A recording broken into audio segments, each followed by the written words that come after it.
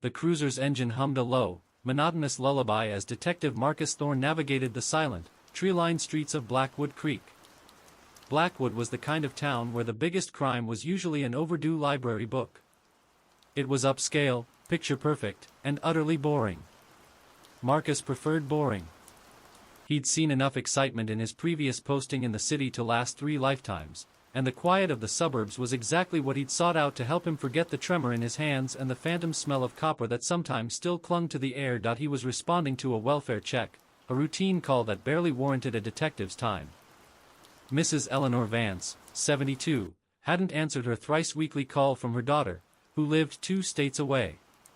"Standard stuff, dispatch. I'm pulling up to 412 Evergreen Lane," Marcus radioed, glancing at the stately, 2-story colonial. The lights were off, which was unusual for 8:30 p.m. on a Tuesday. The lawn was impeccably manicured, and a single, perfectly spherical rosebush stood guard by the front porch. Marcus approached the door. He knocked once, the sound echoing unnaturally loud in the stillness. "Mrs. Vance? This is the police. Everything okay?" Silenced, he knocked again, harder, and tried the handle. Locked. He shone his flashlight through the sidelight window.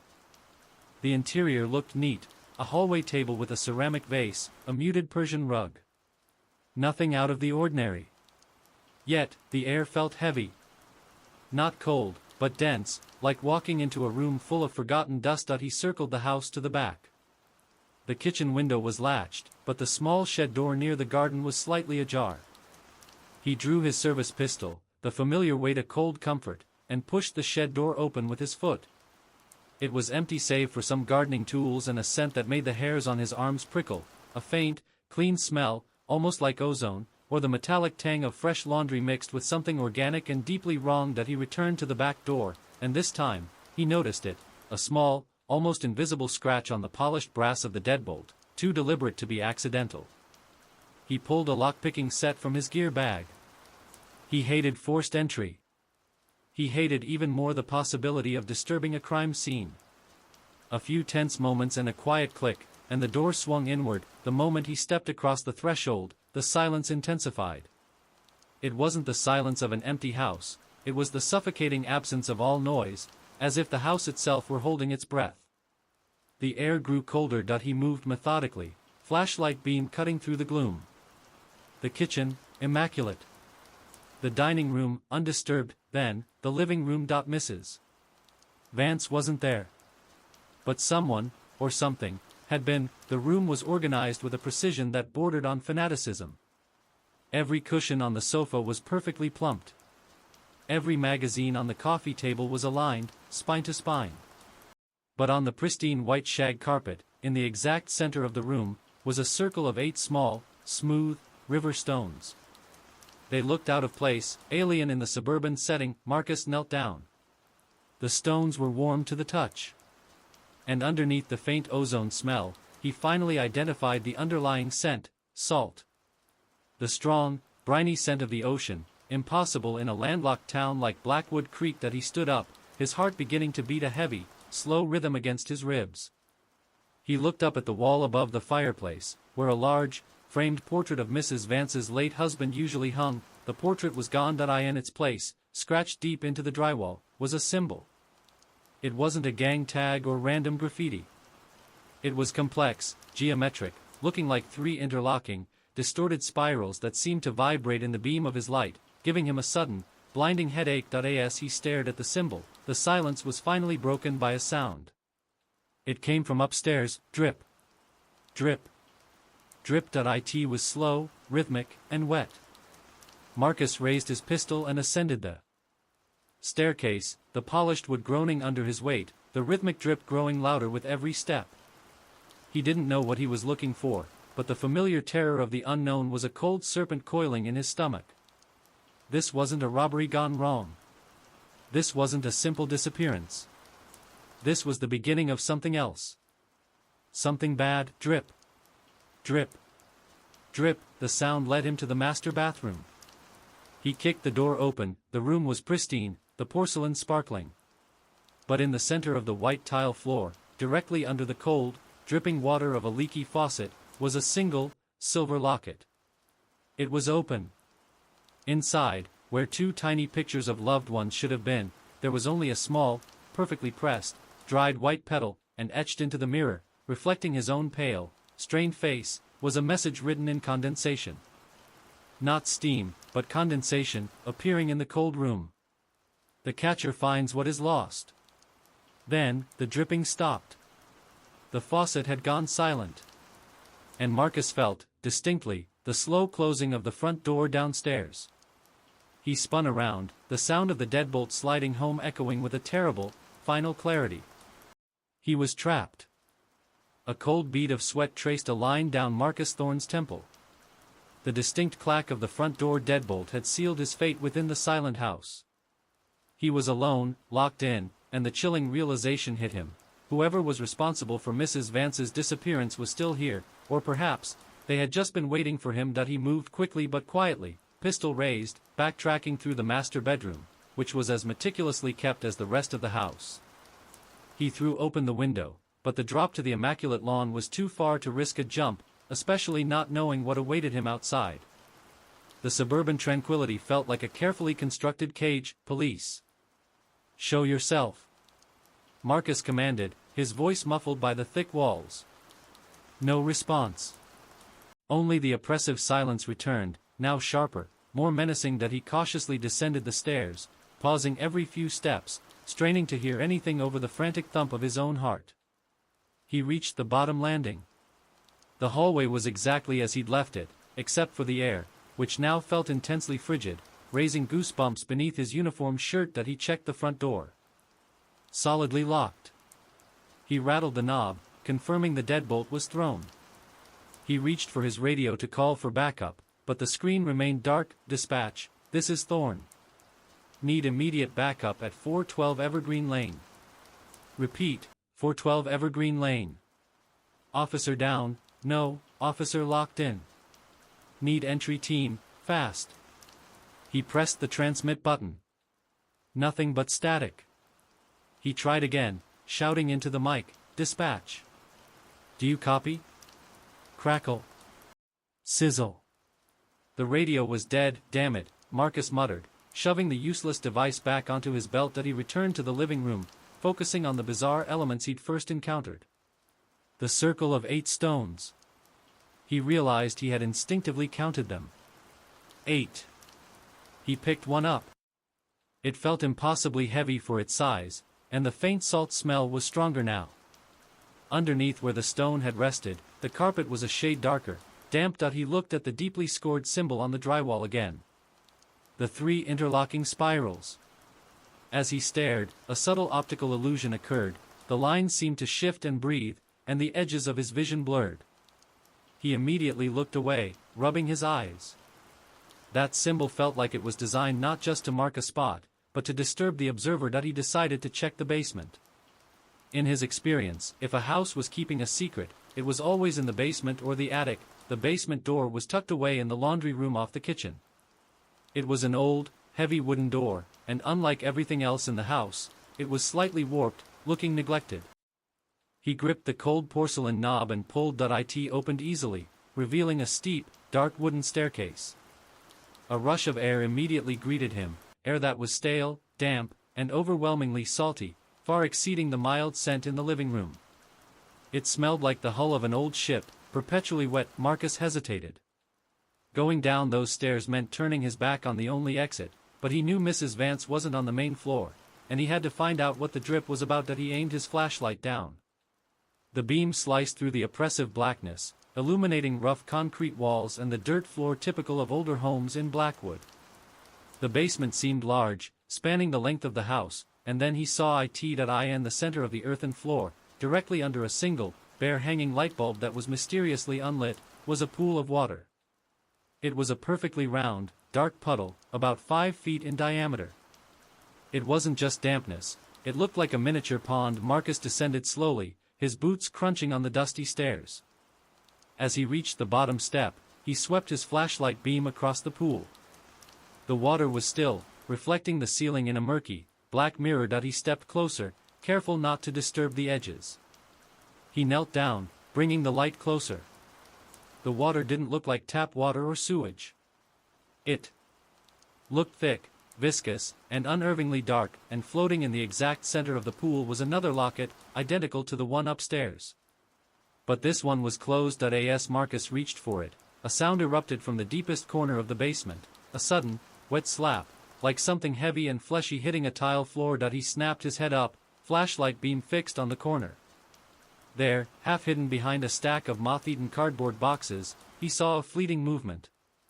Not a person. Not an animal.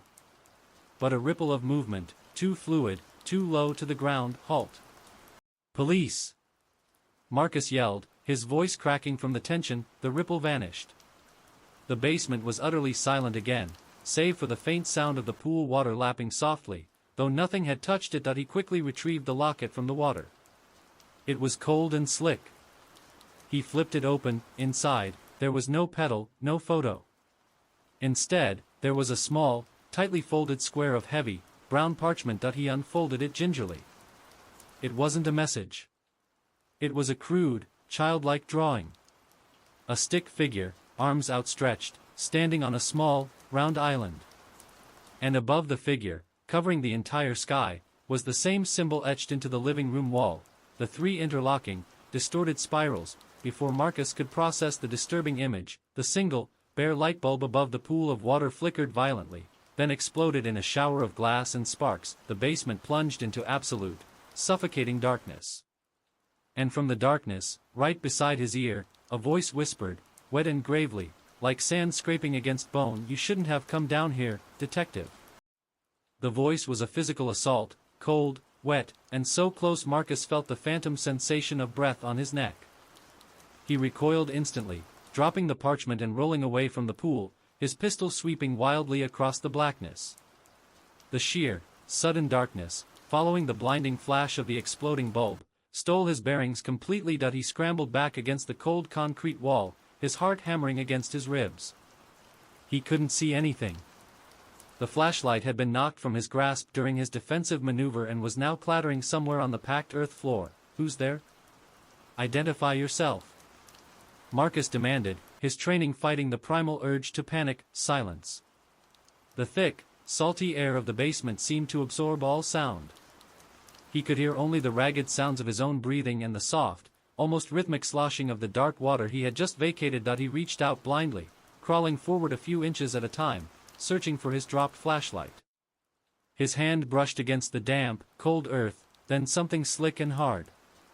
He grabbed it. It was the locket and the folded parchment. "Focus, Thorn." "Find the light." He heard the sloshing again, closer this time, moving in the pool. It wasn't the natural movement of water. It was too deliberate, too heavy. "Where is the flashlight?" Suddenly, his outstretched hand connected with the cold metal casing of the flashlight. He snatched it up, thumbing the switch. The powerful beam flared, piercing the gloom. Marcus immediately swept it towards the corner where the voice had come from, and then quickly back towards the pool. The corner was empty. The boxes were undisturbed. He focused the beam on the pool. The dark water was still again, a perfect, black mirror. But surrounding the pool, forming a precise, wet ring on the dry earth, were several large, bare footprints. They weren't shoes. They were wide, flat, and unnervingly human, but coated in the thick, black mud-like substance from the pool. The prints led directly from the center of the water and stopped just a foot from where Marcus was kneeling. He slowly brought the beam higher, scanning the vast, oppressive space of the basement. Nothing. Just cobwebs and forgotten furniture shrouded in dust sheets. Then, his gaze fixed on the ceiling, directly above the pool, embedded in the rough wooden joists, like some grotesque, organic decoration, were small, perfectly preserved clumps of dried seaweed and tiny, bleached seashells. They were stuck fast, high above any flood line, far above where anyone standing on the ground could reach, and among the seaweed, hanging down like a severed thread, was a long strand of gray hair. Marcus felt a wave of nausea. He knew that hair. It was the distinctive silver gray of Mrs. Vance's, visible in the family photos on the main floor. This wasn't just a home invasion. This was something meticulous, ritualistic, and deeply disturbing. He stood up quickly, his focus solely on escape. He had to get out, call in what he'd seen, and get real help. He bolted for the staircase, not looking back. He was halfway up when he glanced down. The single footprint closest to the staircase, the one he was about to step over, was different. It hadn't been there a second ago. It was fresh, glossy black, and it was pointed up the stairs. Then, the floorboard directly above his head, on the main level, gave a loud, heavy creak. The catcher wasn't in the basement anymore. It was waiting for him upstairs. Marcus froze, flattened against the wall, listening. The house was silent again, but this time, the silence was a predator holding its breath. He was caught between a waterlogged horror below and an unseen presence above. He carefully backed down 2 steps, leveling his pistol at the top of the staircase. He had 2 choices: stay and fight the unseen entity, or use the time to try and find an alternate exit. He chose the latter. He remembered the small utility window on the far side of the basement, near the furnace. It would be tight, but it was his only chance. He moved silently back into the center of the basement, keeping low. The pool of water looked even darker now, reflecting nothing. He skirted its edge, his eyes fixed on the distant, high window. As he reached the furnace, the locket in his hand began to feel unnervingly hot. He looked down. The metal was steaming, and the small parchment within was beginning to crisp at the edges. He dropped the locket and parchment. They hit the cold earth, sizzling. The parchment, now brittle, crumbled to ash, releasing a final, powerful gust of that acrid, metallic salt air. In that same instant, all the lights in the house, every single recessed light, every chandelier, every bathroom fixture that he knew had been dark, flashed on at full power. The sudden, brutal illumination revealed everything. The basement was suddenly bright, sterile, and blindingly clear. And it revealed the figure standing at the top of the staircase, silhouetted against the bright hallway. It was tall, unnaturally lean, and it wasn't human. It was only a shadow, an outline of a person, but its form was wrong. Its limbs were too long, its head too small, and its skin, if it had any, seemed to glisten under the harsh light, slick and wet. The figure didn't move.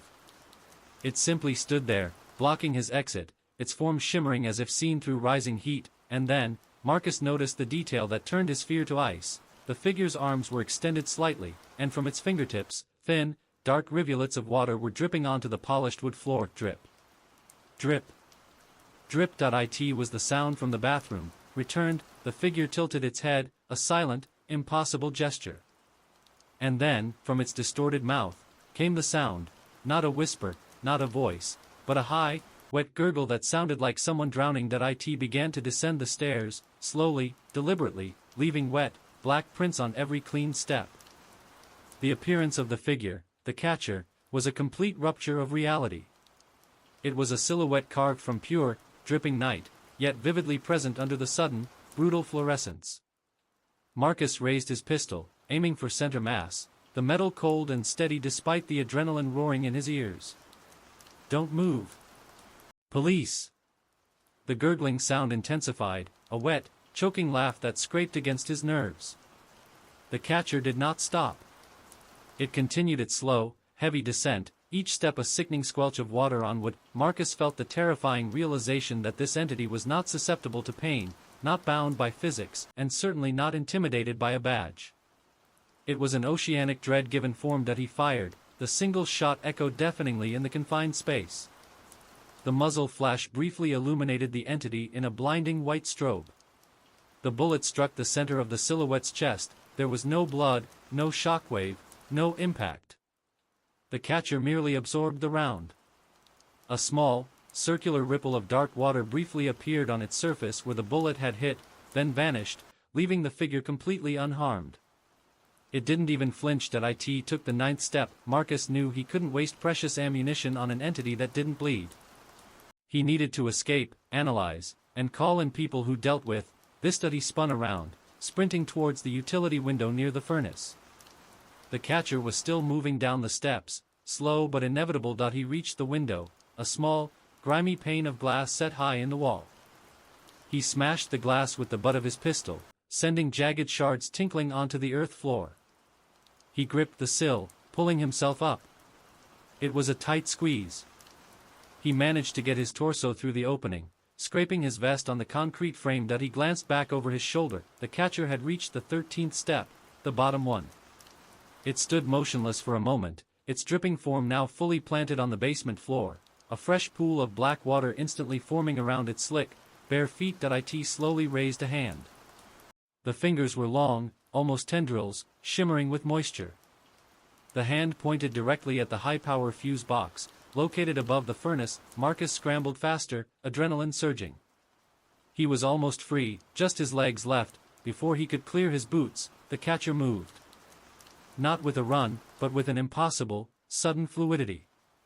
It seemed to slide across the floor, covering the distance to the fuse box in a single, silent burst of motion. The shadow figure slammed its wet hand down on the electrical box. A flash of blue-white light erupted, accompanied by a sharp, ear-splitting snap of burning wire.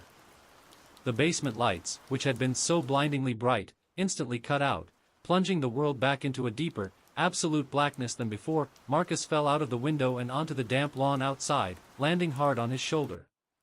He rolled immediately, drawing his pistol up and aiming it at the jagged hole in the wall. He heard the movement inside. A slow, heavy scrape followed by the familiar, unmistakable sound of the staircase door, the heavy, warped wood, being slowly, deliberately pulled shut and locked from the inside. Click. Thud. He was out. But the house was now sealed, a tomb for whatever was happening within. Marcus lay on the grass for a few seconds, fighting for breath, the metallic taste of adrenaline thick in his mouth.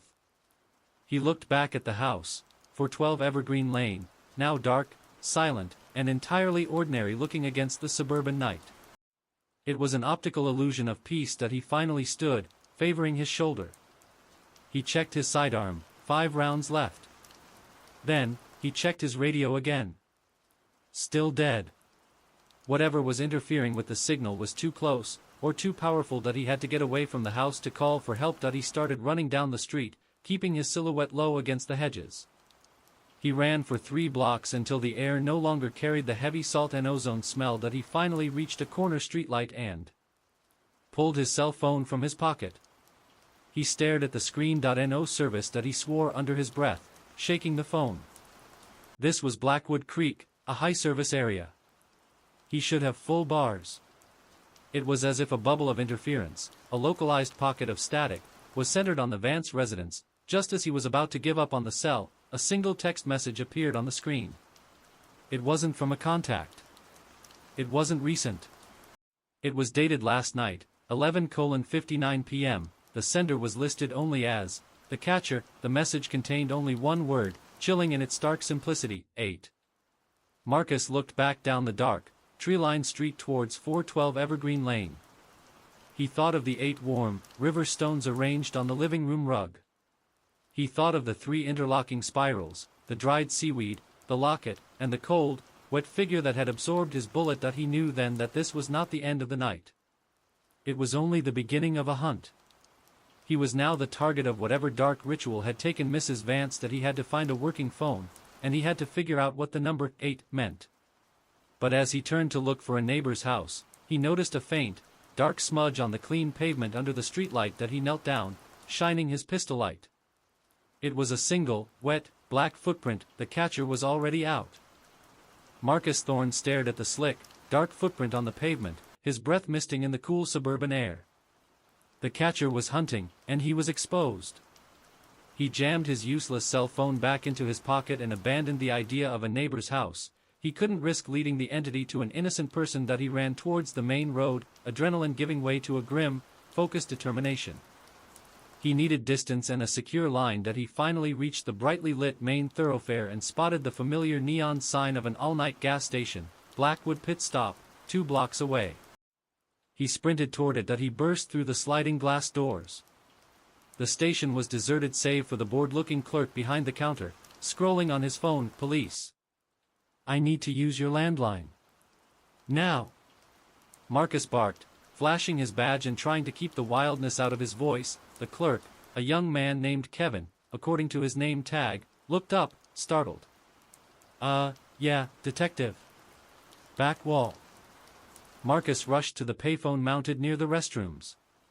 He dialed the precinct's non-emergency line, his fingers shaking only slightly. Blackwood Creek Police Department.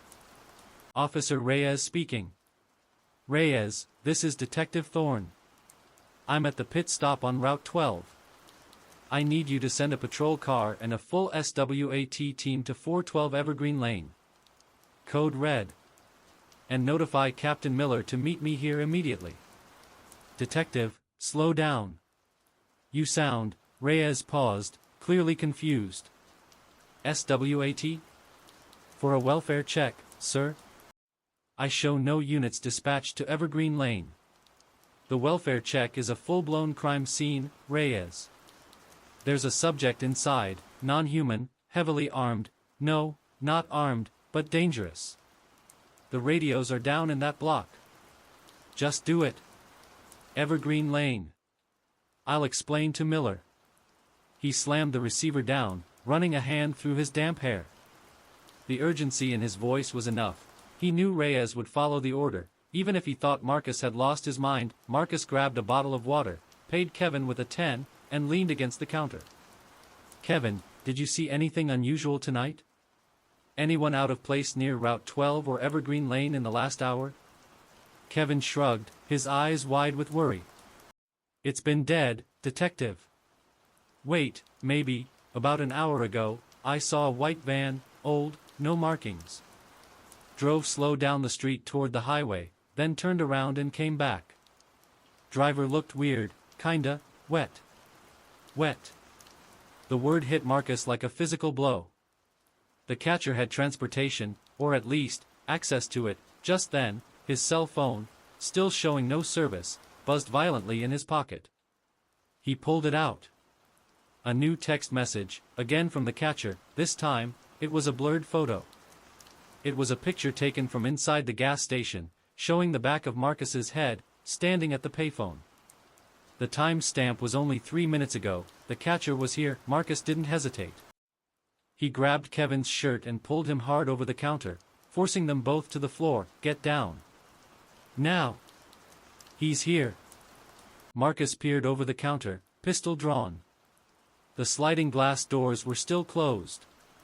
The aisles were empty, but taped to the inside of the glass door, centered perfectly where the text message would show up on a phone screen, was a small, white piece of paper. Scribbled on the paper in what looked like dried mud or sludge was the repeating symbol, the 3 interlocking spirals, and beneath it, scrawled in a frantic hand that Marcus recognized as Mrs. Vance's, was a partial, terrifying list. 5. Mrs. Patel. 6. The twins. 7. Old man Tiber. 8. E.L. The writing cut off abruptly. Marcus felt a chilling certainty. The 8 stones, the 8 text, the 8 names. These were not random victims. This was a count. A countdown. And Mrs. Eleanor Vance was the 8th on the list. The catcher wasn't collecting victims, it was performing a dark census. But a census of what? A sudden, sharp beam of light cut through the night, followed by the distant wail of a siren. Help was arriving, but as the police cruiser's spotlight washed over the front of the gas station, the figure of Captain Miller clearly visible in the passenger seat, the piece of paper taped to the door suddenly turned slick, collapsing into a small puddle of black, oily water that dissolved instantly into the clean floor. The catcher was gone. But it had left its message. Marcus stood up, the terror momentarily replaced by cold, focused fury.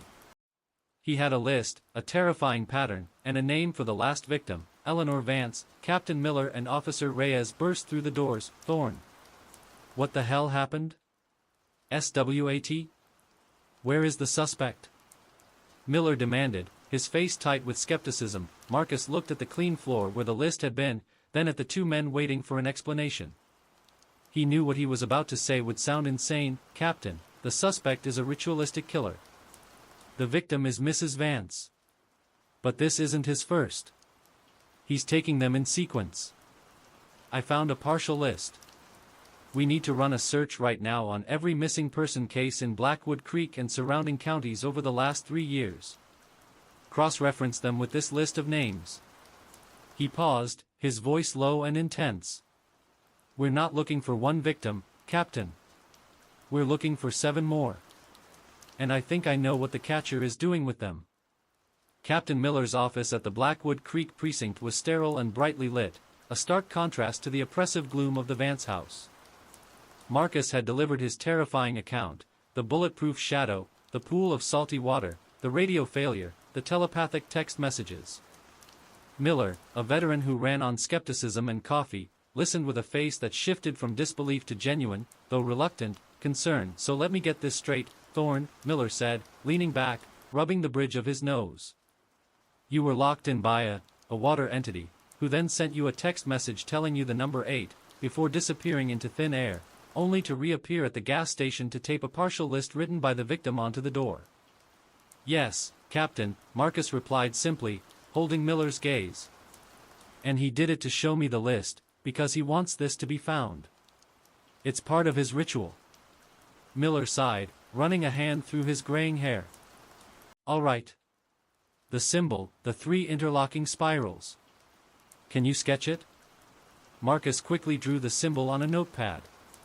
It looked strangely ancient and geometric, unnerving even on paper. "Reyes, get this sketch distributed to every department. Look for any connection to cults, satanic markers, or unsolved occult cases. Focus on the Tri-County area." Reyes nodded, already moving. Miller turned back to Marcus. "And the list? Patel, the twins, Tiber. You think these are all missing persons?" "They have to be. The catcher is counting. Mrs. Vance is number 8. We need to find the previous 7. If this is a ritual, the first 7 are the foundation, and Mrs. Vance is the current catalyst." Miller pulled out his phone. "I'll get the dispatch logs. You head to records. We have a part-time archivist, a true oddball, Dr. Elias Finch. If anyone has the patience to comb through decades of missing persons reports for cryptic connections, it's him." 10 minutes later, Marcus was deep in the precinct's archives, a maze of dusty boxes and microfiche readers. Dr. Finch was a thin man with thick glasses and an air of perpetual melancholy, surrounded by tottering stacks of manila folders. "Detective Thorne," Finch greeted him softly, without looking up from a massive, leather-bound county ledger. Captain Miller called. "A pattern of 8, associated with an oceanic marker." "Fascinating. You already started?" Marcus asked, surprised. "I have an intimate knowledge of our archives, Detective. 8 is a number of balance and infinity, but also often tied to the 8 compass points, or the 8 phases of the moon. In some old maritime folklore, 8 souls were required for a specific type of summoning." Finch tapped the ledger. "Now, these names you mentioned. They don't jump out from any recent file. We need to go back." For the next 4 grueling hours, they worked. Finch methodically cross-referenced the names Marcus remembered from the fleeting note: Patel, Tiber, the twins, against every cold case and missing persons report in the region, focusing specifically on cases ruled runaways or disappeared without a trace, where no body was found. At 3 a.m., Finch let out a small, triumphant cough. "Found him. Old man Tiber. George Tiber. Reported missing 7 years ago. Ruled an opportunistic robbery gone wrong, body never recovered. He lived right near the old Blackwood docks, site of the original settlement." Marcus felt a surge of cold hope. "What about the others?" Finch pointed to a cluster of faded folders. "Mrs. Patel, 4 years ago. The twins, a pair of 17-year-old sisters, 6 years ago. All disappearances with high strangeness, no struggle, no ransacking, just gone. They were listed chronologically." Finch then arranged the 7 cold case files on the table in order of their disappearance, leading up to Mrs. Vance's file, number 8. "Look at the dates, Detective. They are almost exactly 1 year apart, plus or minus a few days. And they all lived within a 5-mile radius of a specific geological feature, a natural freshwater spring that feeds directly into the ocean estuary." Marcus looked at the map Finch had pulled out, marked with 7 tiny red pins and the final, 8th pin for Mrs. Vance's house. The pattern was undeniable. The houses formed a strange, almost perfect arc around the estuary entrance. "The salt," Marcus whispered, remembering the basement. "The ocean smell, the seaweed. The catcher is tied to the sea." "More than that, Detective," Finch said, pushing a final, extremely old map across the desk. It was a faded chart of the coastline, dating back to the 1880s. This location, where the arc of the Holmes meets the estuary, was once marked on this chart by the original settlers. They called it the Silent Harbor. Finch pointed to a tiny, hand-drawn symbol on the map, right over the Silent Harbor. It was crude, but unmistakable, the three interlocking spirals. That symbol, Finch stated, adjusting his glasses, is not occult. It's an archaic cartographic marker. It was used to denote a place where the currents, both water and, in some local legends, something else, converged. A point of entry. A gateway. Marcus stared at the map, the full, horrifying scope of the ritual snapping into place. The catcher isn't just killing them, Doctor. He's taking them to that location, the Silent Harbor. He's using them for the ritual. The 8 stones, the 8 souls. He's opening a door. Marcus grabbed the map. I need transport. We're going to the Silent Harbor. Wait, Detective, Finch said, his voice unusually sharp. There's one more thing. The very first victim on the list, number 1, the one who started the cycle 10 years ago. Her name was Sarah Jenkins. She was 19. And she wasn't just reported missing.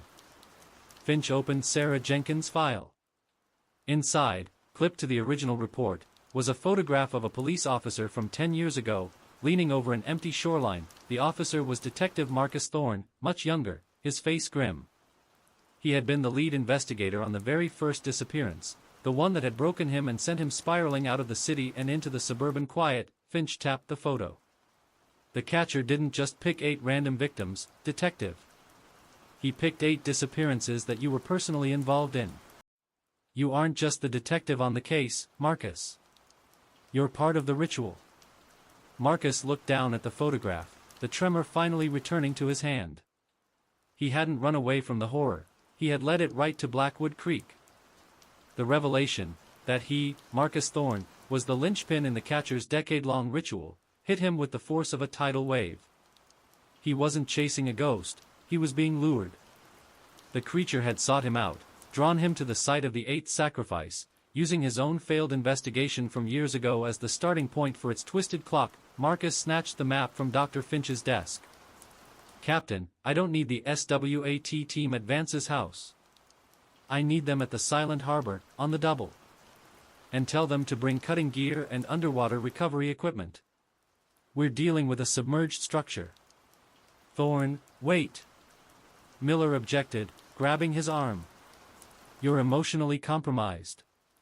We'll secure the perimeter first. No time, Captain. The cycle is complete. The catcher needed 8. Vance is number 8. He's closing the gate now. If we wait, they're gone for good. Marcus pulled away. I know this is my fault. I'll be the one to stop it. He grabbed his gear and, ignoring Miller's protests, commandeered a patrol car. He sped toward the coast, the antiquated map laid out on the passenger seat, illuminated by the dashboard light. The Silent Harbor wasn't a harbor at all, it was a deep, rocky cove on the edge of the estuary, long abandoned due to dangerous currents. The road ended abruptly at a chain-link fence riddled with "No trespassing" signs. Marcus slammed the cruiser into park and vaulted the fence. The air here was different. It wasn't just salty, it was thick with the humid, decay-laced odor of low tide and something acrid, like burned electrical insulation. The salt smell from Mrs. Vance's house was a faint perfume compared to the stench of this place. That he followed the faint, winding path down a steep decline, guided by the sound of the ocean, which here seemed to breathe with a heavy, wet rhythm. When he reached the cove, his breath hitched. The water was black and viscous, lapping against a narrow strip of gravel beach.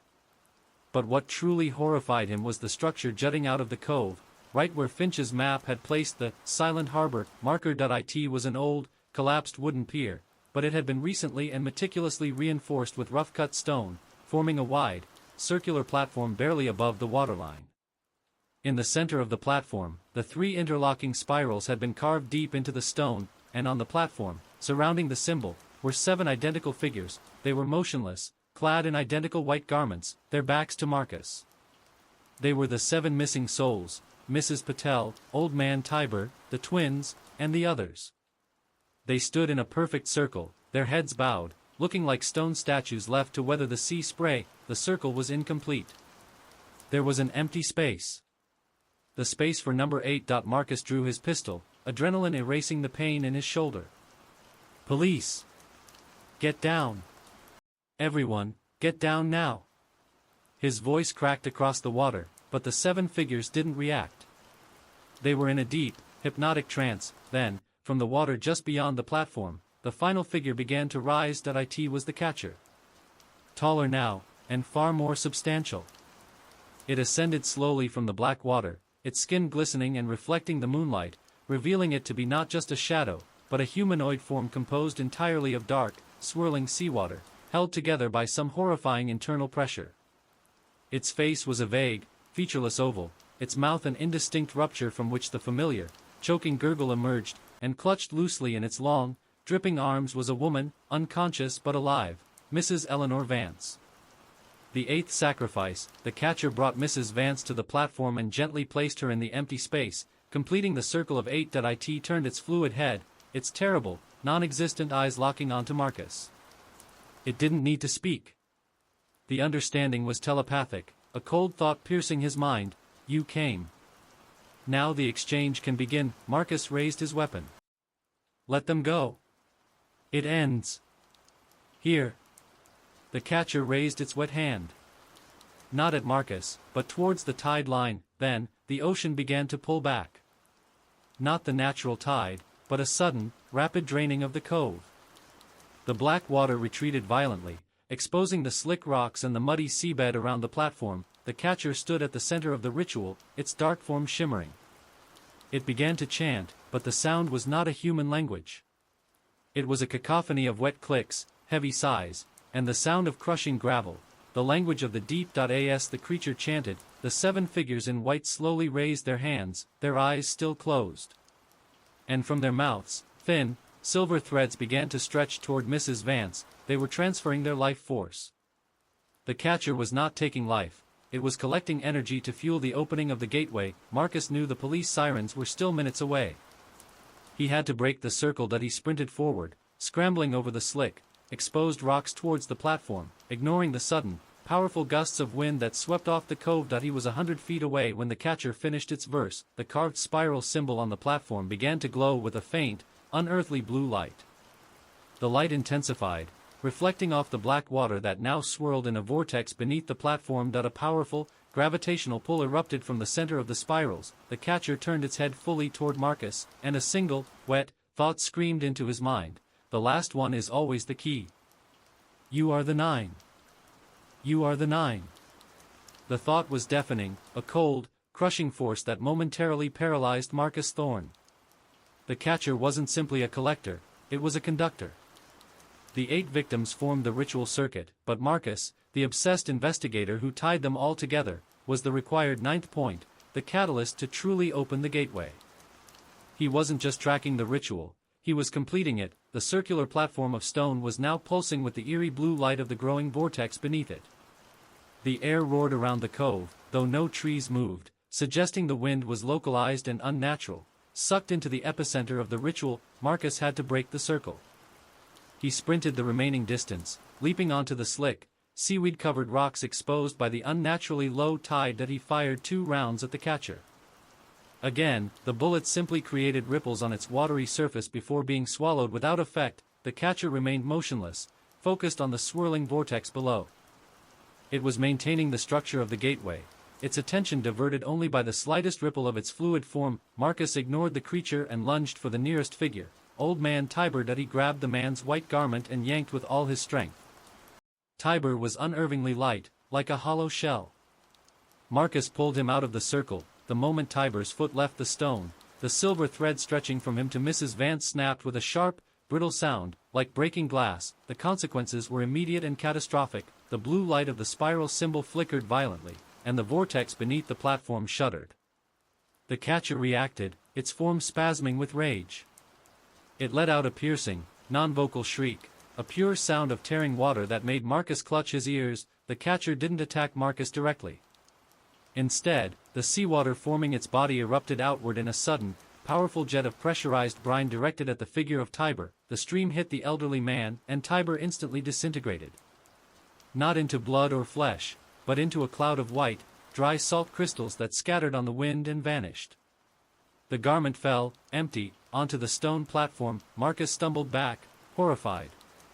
The catcher wasn't just draining them, it was purifying them, reducing them to the core element it craved. The catcher turned to Marcus, its arm retracting.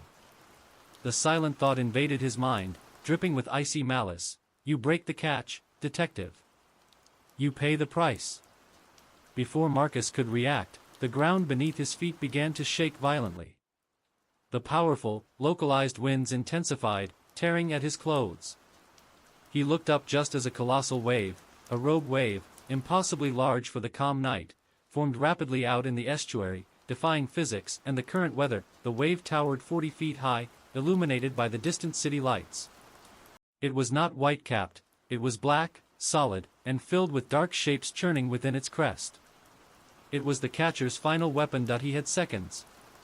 The police sirens were now close, a desperate, thin wail against the roaring wind. Marcus had broken the ritual, but he hadn't stopped the gate. The vortex, though unstable, was still violently swirling. He had 5 remaining figures in the circle, including the unconscious Mrs. Vance. He spotted a heavy-duty, short-handled pickaxe leaning against one of the reinforced stone supports, likely left by the catcher during construction. It was his only chance. He dove for the tool, grabbing the wooden handle.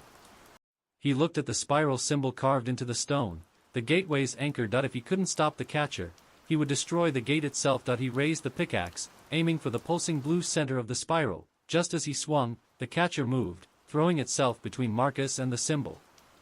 The creature reformed its body into a defensive shield of dense, black water. The pickaxe slammed into the watery torso of the catcher. This time, there was no gentle ripple.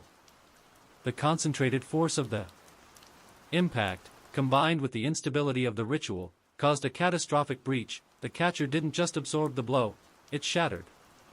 Its body burst open into a massive spray of dark, freezing seawater that hit Marcus like a blast wave, sending him flying backward, landing hard on the sharp gravel beach. The roaring stopped instantly.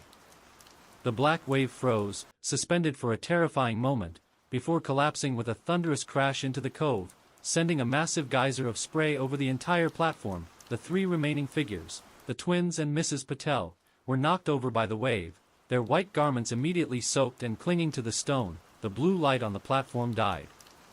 The swirling vortex beneath it stopped. The silent harbor went silent once more. Marcus struggled to stand, coughing up salt water, his body aching. He looked back at the platform.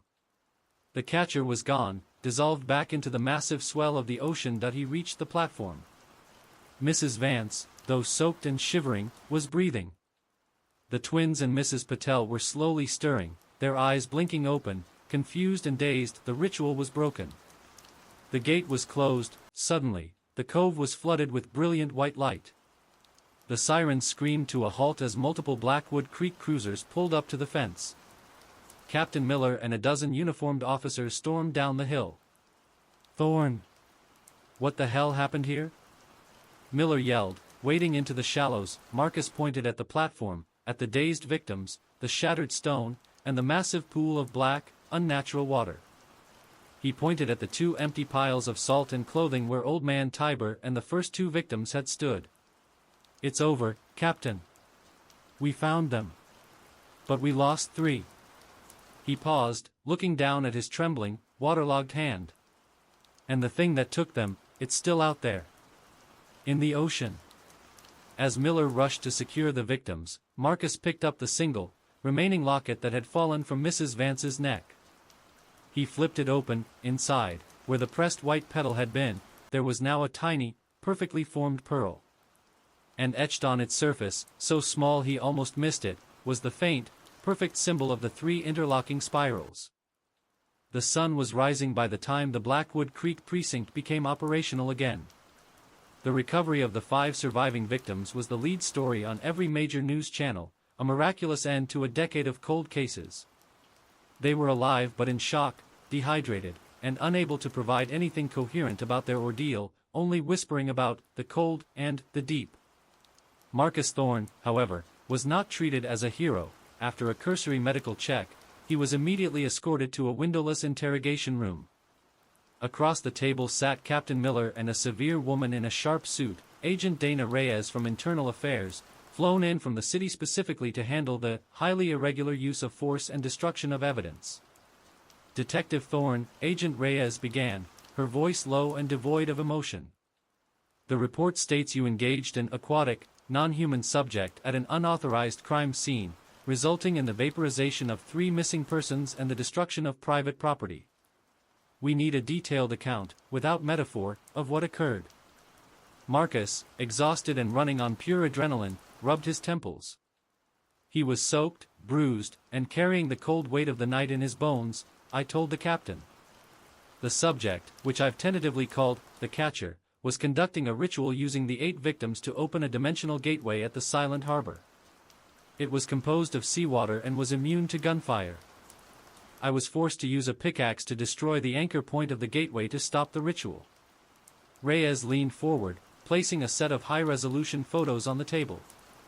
They showed the Silent Harbor platform, the cracked spiral carving, the remnants of the white garments, and the 2 empty patches of salt where the bodies had dissolved. The coroner's initial report confirms the crystalline residue is indeed high-grade sea salt, mixed with trace elements of human bone and tissue, Reyes stated. Detective, 3 lives were ended by the force you deployed. We have 5 dazed, traumatized people who can only say that a tall, handsome officer saved them. They're alive because I acted, Marcus countered, slamming his hand on the table. The Catcher was turning them into fuel for the portal. Tiber was already gone. If I hadn't shattered the ritual, all 8 would have vanished completely. Miller shifted uncomfortably. The problem, Thorne, is the lack of physical evidence supporting the supernatural claim. No one else saw this Catcher. Your patrol car dashcam footage cuts out exactly 3 blocks from the scene, and your own radio went dead. It looks like you staged a solo rescue based on a psychotic break. Marcus reached into his pocket and pulled out the small, polished pearl from the locket. He placed it on the table. This was found on the last victim, Mrs. Vance. It's a residue. Look closely. Reyes picked up the pearl with a pair of tweezers. Under the harsh light, the tiny, faint etching of the 3 interlocking spirals was visible, a symbol. Reyes dismissed. Could be anything. It's the Catcher's mark, Marcus insisted. And I know why it targeted me. Dr. Finch confirmed it. The Catcher chose the 8 victims who were tied to my past investigations, starting 10 years ago with Sarah Jenkins. He needed the investigator, the 9th, to close the circuit and stabilize the portal. I was the key. Reyes stared at him, a flicker of something unreadable in her eyes. Detective, you've spent the last 10 years obsessed with the failure of the Jenkins case. This sounds like confirmation bias at best, paranoia at worst. Until we find physical proof of this entity, you are suspended pending a full psychiatric evaluation. Miller looked genuinely regretful. I'm sorry, Marcus, but she's right. We have a witness account of you, and only you, attacking the scene with an axe. Marcus stood up, pushing his chair back. He knew the fight was futile. They wouldn't believe him until they saw it for themselves. Fine. Suspend me. But you need to listen. The Catcher wasn't destroyed. It was shattered. It dissolved into the sea. And when it went, it didn't just leave behind salt. It left the pearl. A vessel. A warning. He leaned over the table, his eyes blazing with certainty.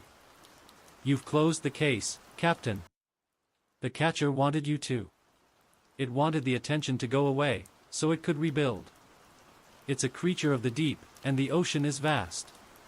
It's not gone. It's sleeping. He turned to leave, but Reyes's quiet voice stopped him. Detective Thorne, before you go. The police report on the Jenkins case from 10 years ago. It says that the shoreline search found one unusual item, a small, smooth river stone. Just one. Marcus froze. He remembered the 8 warm stones in Mrs. Vance's living room. The start of the count. Where is that stone now? He asked, his voice barely a whisper. Reyes didn't answer right away. She opened her briefcase and pulled out a small, sealed evidence bag. Inside, resting on the cotton batting, was the stone.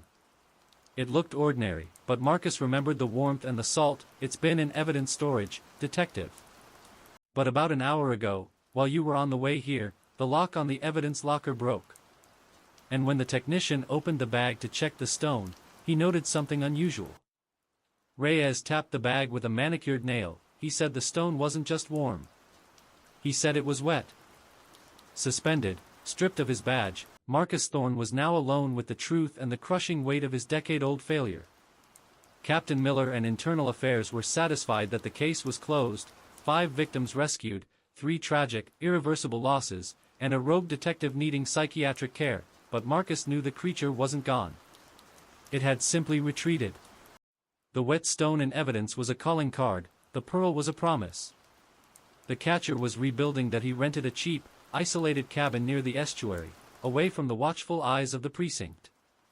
His new mission was a solitary, obsessive dive into the lore of the sea and the history of Blackwood Creek. His first stop was Dr. Elias Finch. Finch, sympathetic but cautious, met him outside the precinct, handing him a stack of photocopied documents.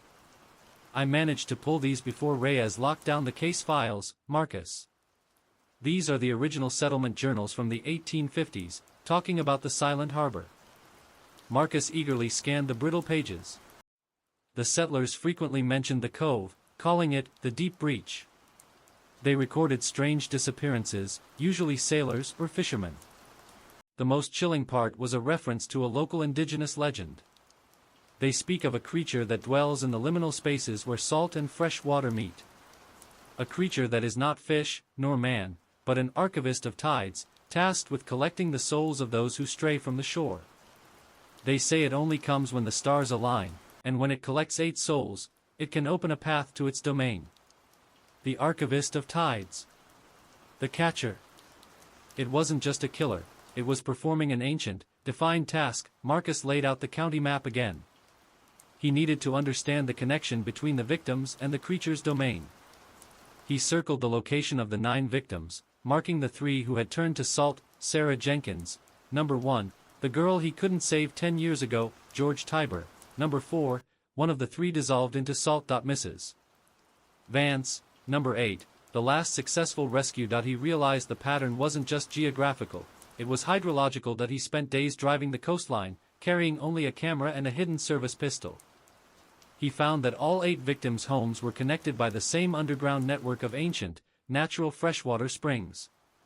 The Silent Harbor was the outlet where the spring water, fresh water, met the ocean, salt water. The catcher operated in the delicate balance point between the two. He had another theory about the stones.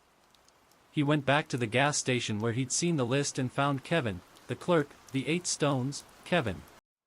Did they look like local rock? No, detective. They looked like stones you'd find on the other side of the country. Smooth river stones. Not beach stones. They were worn down by freshwater. Freshwater. The stones were markers from the spring system, the freshwater source. The creature was using them to map its route, leaving one at each location. The stone in the evidence locker was the first, left at Sarah Jenkins' home 10 years ago. Marcus needed to see the first location again. He drove to the abandoned house where Sarah Jenkins had vanished.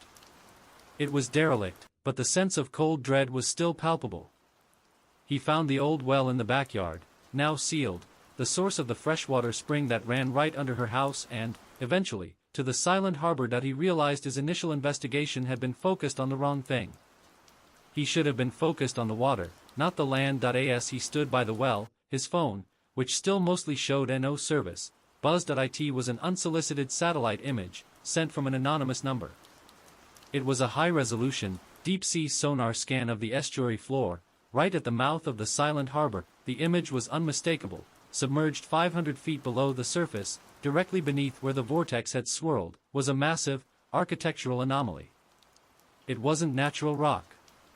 It was a colossal, spiral-shaped structure, built of ancient, non-local stone. The catcher hadn't been opening a door to a dimension, it had been opening a door to its home. The structure was its city, its kingdom, resting on the seabed where the fresh water met the salt. Marcus zoomed in on the sonar image. On the very top of the submerged spiral, there was a single, tiny, perfectly round depression that it was the size and shape of a pearl. He pulled out the pearl he'd taken from Mrs. Vance's locket. He understood the final part of the ritual now. The 8 souls were the fuel, and the 9th, him, was the final key. But the pearl was the stopper.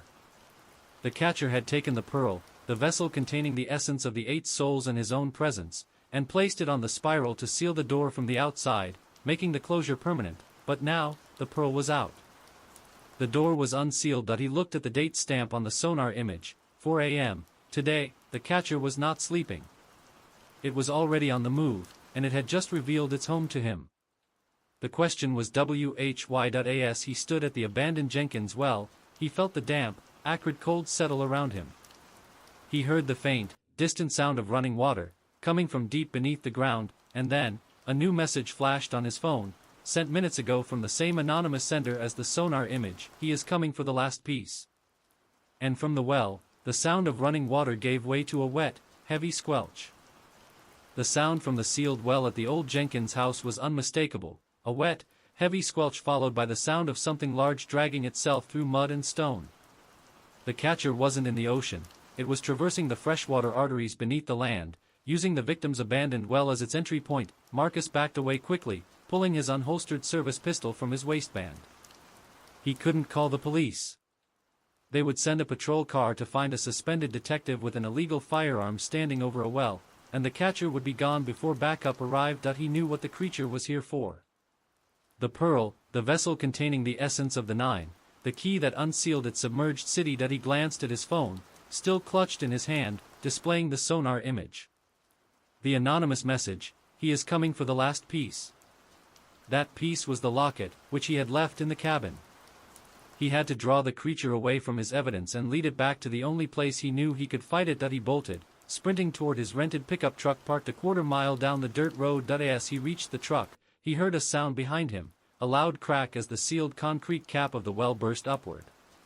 A massive gout of dark, viscous water erupted, followed by the sickening sight of the catcher, fully reformed. It was more defined now, less a shimmery shadow and more a terrifying composite of glistening, black brine and sharp, coral-like protrusions along its spine.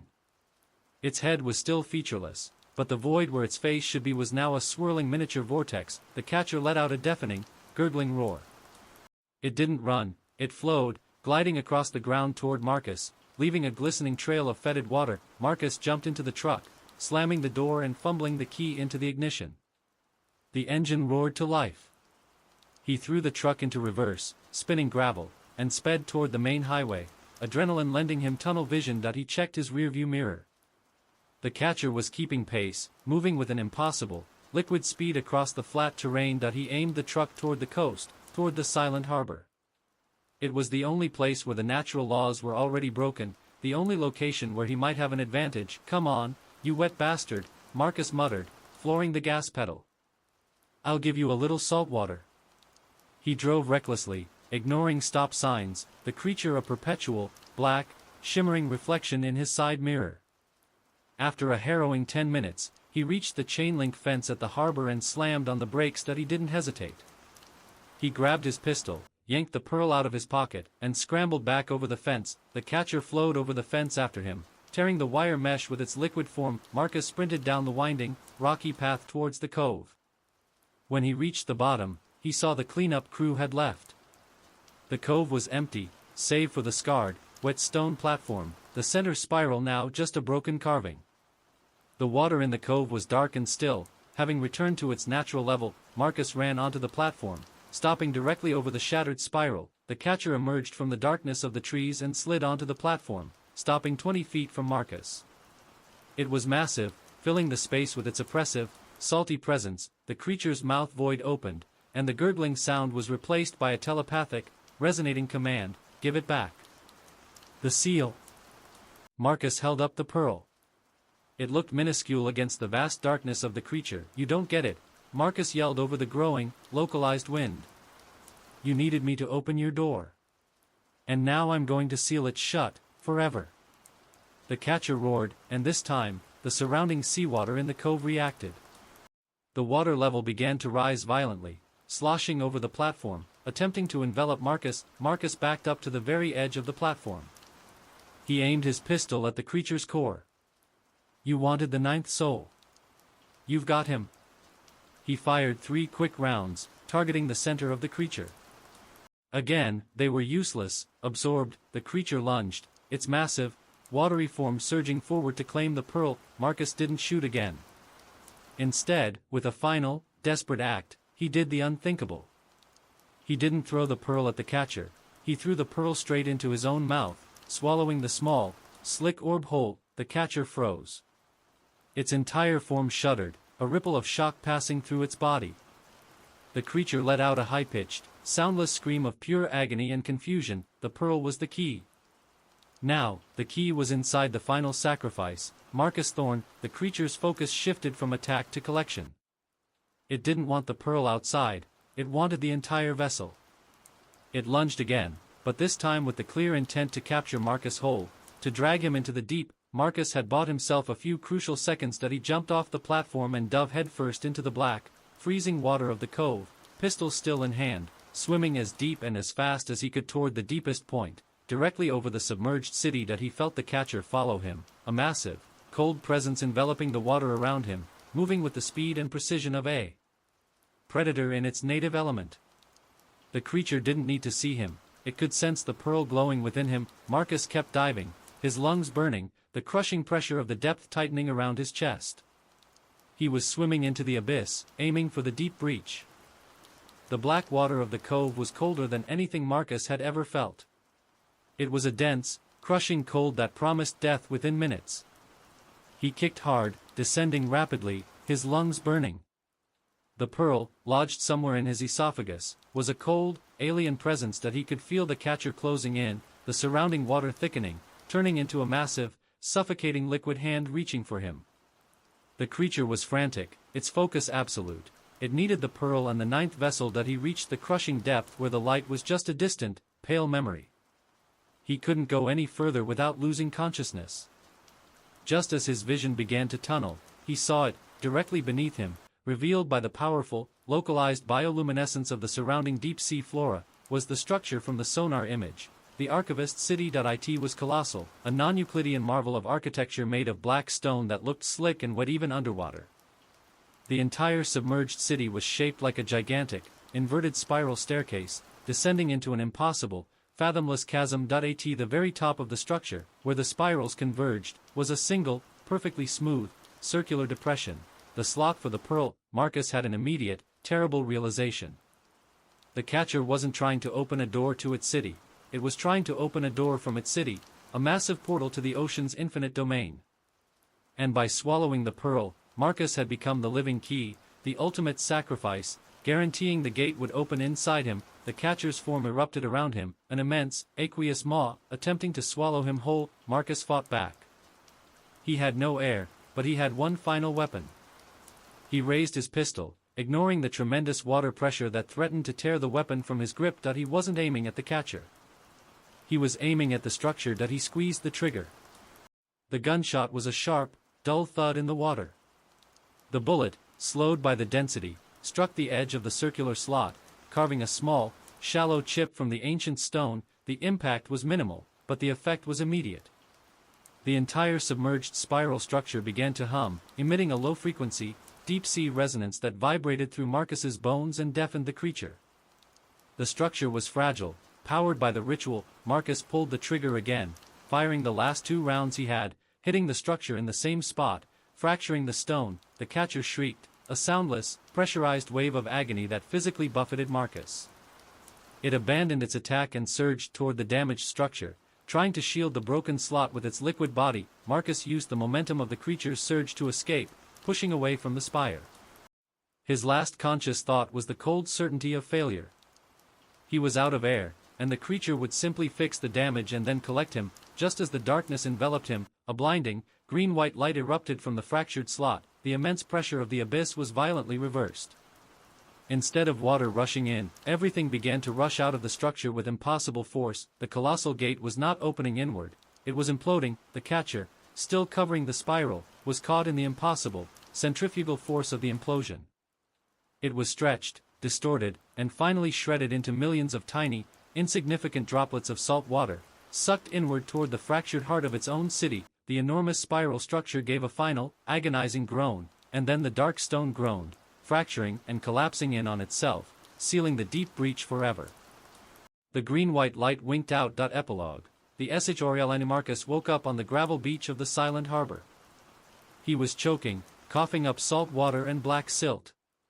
Patrol lights were flashing everywhere. They had found him. Captain Miller and a rescue diver pulled him onto the beach. He was hyperthermic, severely bruised, but alive. Thorn. You crazy son of a, what did you do down there? The sonar went nuts. The water just sucked everything in. Miller yelled, his voice shaking with a mixture of anger and awe. Marcus could barely speak. He pointed out to the cove. The catcher, it's gone. It's sealed. He was rushed to the hospital. After a week of recovery and intense debriefing, where he stuck to his story about fighting a desperate man in a diving suit, Internal Affairs officially closed the file, concluding Marcus Thorne was mentally unstable but, in their words, a necessary, reckless anomaly. He received an honorable discharge, not a suspension. That he was a broken hero, but he was free. 6 months later, Marcus was living alone, finally at peace, teaching a local community college class on maritime history. He had accepted the impossible reality of the catcher and the silent harbor. That he never got the pearl back. The doctors found no trace of it in his system, concluding he must have lost it during the frantic dive. One evening, he was strolling along the Blackwood Creek shoreline, watching the sun set over the estuary. That he stopped at a spot where a single, small, perfectly formed wave broke on the shore, seemingly independent of the tide. As the wave receded, it left behind a single, small gift, a perfect, luminous pearl. Marcus knelt down and picked it up. It was cold, slick, and unervingly beautiful. But this one had no etching of a spiral. It was pristine. That he knew it was a replacement. The archivist of tides had